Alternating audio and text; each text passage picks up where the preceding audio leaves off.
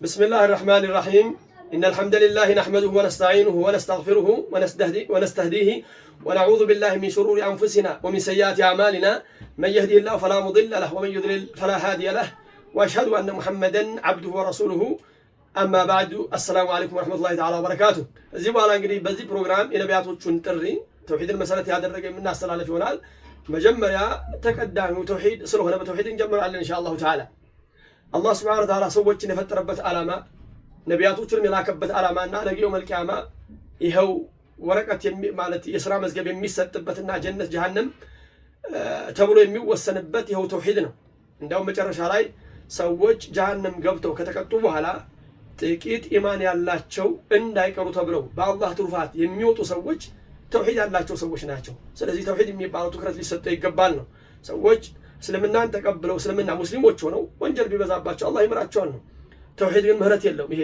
ሽርክ የሚባለው ምህረት የለውም ስለዚህ ለዚህ ነው ተውሂድን ተቀዳሚ ያደረገ አስተምሮ የሚያስፈልገው አላህ ምንድነው ያለው በቁርአኑ ኢነ አላህ ላ የግፊሩ አን ዩሽረከ ቢሂ ወየግፊሩ ማ ዱነ ዛሊከ ለመን የሻ አላህ ምህረት አያደርግም ማለት ለሽርክ ለነብዩ አለይሂ ሰላም እንኳን ለኢን አሽረክተ ለይሕበጠነ ዐመሉክ ብታጋራ ስራ ሁሉ ይበላሻል አለይሂ ሰላቱ ወሰላም ባልደረቦቻቸውን ተውሂድ ሲልኳቸው ወደ የመን ባልደረቦቻቸውን ሲልኩ ምንድነው መጀመሪያ ተውሂድ መሰረት ያደረገ ንግግር ነው የሚነግሯቸው ወደ አህለል ኪታቦች ትሄዳላችሁ መጀመሪያ ጥሪ ምን ይሆን አሉት ወደ ተውሂድ ኢላ አን ይወሂዱላህ ነው ተውሂድ አላህ Subhanahu Wa Ta'ala በብቸኝነት እንዲያመልኩ ተውሂድ ማለት ምንድነው ነው ዋናው ኢንሻአላህ ወደ ኋላ የምንመለስበት ይሆንና ሰዎች የተፈጠሩበት ዓላማም ይሄው ተውሂድ ነው አላህ Subhanahu Wa Ta'ala በቁርአን ውስጥ ምንድነው ያለው ወማ خلقت الجن والانس الا ليعبدون ما أريد من رزق وما أريد أن يطعمون إن الله هو الرزاق ذو القوة المتين ሰዎችንም ይሁን አጋንንቶችንም ይሁን እኔን ሊያመልኩ እንጂ አልፈጠርኳቸውም ሌሎች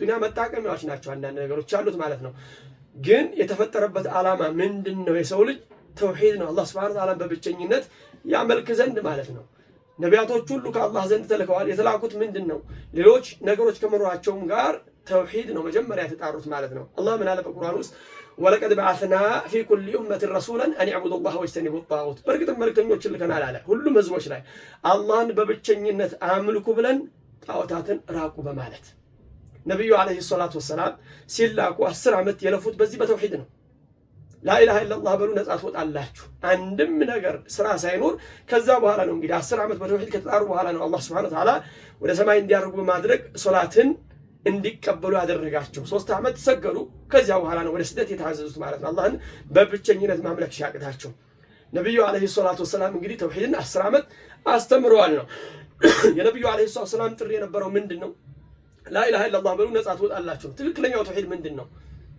ከአላህ ውጭ በእውነት የሚመለክ አምላክ የለም ነው ሩብያውንማ የመካ ሙሽሪኮች ያምኑ ነበር አላህ በቁርአን ምንድነው ያለው ቁል በላቸው ነው የመን الارض ومن فيها كنتم تعلمون መሬት ለማነች በላቸው በውስጧም ያለው ነገር ፈጣሪዋ ማን ነው ባልተቤቷስ ማን ነው ብለህ ጠይቃቸው ይላቸዋል አለይሂ ሰላቱ ወሰላም ሰይቁሉነ ሊላህ ለአላህ ነው ይላሉ ፈጣሪዋ አላህ ነው ባልተቤቷም አላህ ነው መሬትና በመሬት ውስጥ ያለው ሁሉ ቁል አፈላ ተዘከሩን አትገሰጹምን ወይ ደግሞ አታስተነትኑ ምን ነው ባልተቤቷ ፈጣሪዋ አላህ ከሆነ ከአላህ ውጭ ያለን አካል እንዴት ከአላህ ጋር እኩል ታረጋላችሁ ነው ቁል በላቸው መረቡ ሰማዋት السبع ሰባቱም ሰማያት ፈጣሪ ማን ነው ባልተቤቱስ ማን ነው ወረቡ العرش العظيم የታላቁስ አርሽ ባልተቤት ፈጣሪ ማን ነው ብለህ ጠይቃቸው ሰይቁሉ ለላህ ለአላህ ነው ይላሉ ፈጣሪውም አላህ ነው ባልተቤቱም አላህ ነው ሰባቱን ሰማይ የፈጠረ ታላቁን አርሽ የፈጠረ አላህ ነው ባልተቤቱም አላህ ነው ይላሉ ይሄ እንግዲህ አላህ ቃል ነው ማስተባበል አይቻልም ስለዚህ የመካ ሙሽሪኮች በሩብያ ያምኑ ነበር ማለት ነው ቁል በላቸው ምን በየዲህ መለኩቱ ኩል ሸይ የሁሉም ነገር ንግስና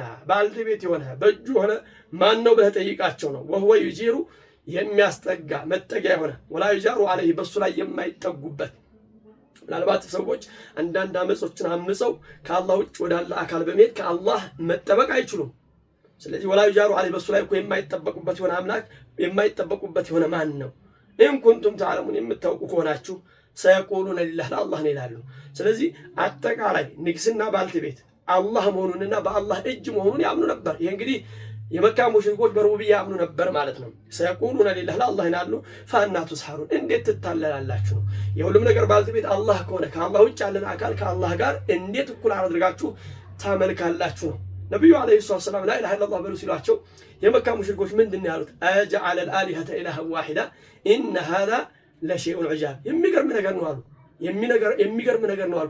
ይሄ ላኢላሃ ኢለላህ ትርጉምማ የሚያበላ የሚያጠጣ አላህ ነው የሚል ማዕና ቢኖረው ኖሮማ ነብዩ አለይሂ ሰላቱ ወሰላምና የመካ ሙሽሪኮች ባልተጣሉ ነበር። ነገር ግን ትርጉሙ ያልነበረም በሩብያ ከማመናቸውም ጋር ከአላህ ውጭ ያለ አካል ሲያመልኩ ስለነበር ይሄን አምልኮ ትታችሁ አላህን በብቸኝነት አምልኮ አላቸው። እስቲጋዛውም ሊሆን ይችላል፣ እስቲዓዛውም አጠቃላይ አምልኮ ከአላህ ውጭ ላለ አካል የምትሰጡትን ትታችሁ አላህን አምልኩ ነው።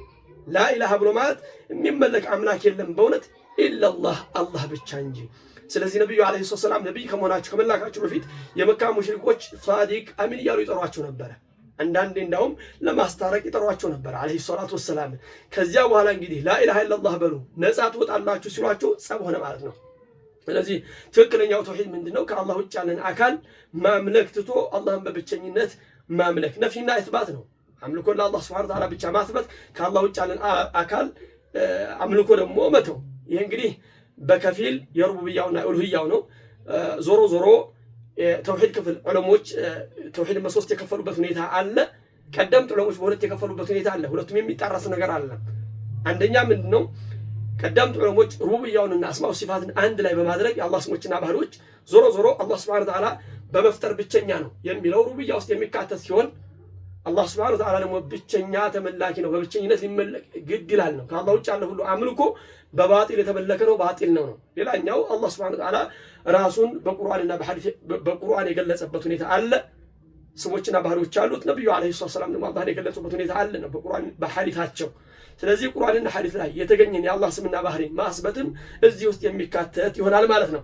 ዞሮ ዞሮ አገራችን ውስጥ ያለ ሙስሊም ላኢላሃ ኢለላህ ከማለቱም ጋር የመካ ሙሽሪኮች ሲፈጽሙ የነበሩትን ጉዳይ ወይም ደግሞ ሽርክ ሲፈጽም ታዋለ። ለምን ላኢላሃ ኢለላህ የሚለውን ትርጉም ላኢላሃ ኢለላህ የሚለውን ማዕና አልገባውም ማለት ነው።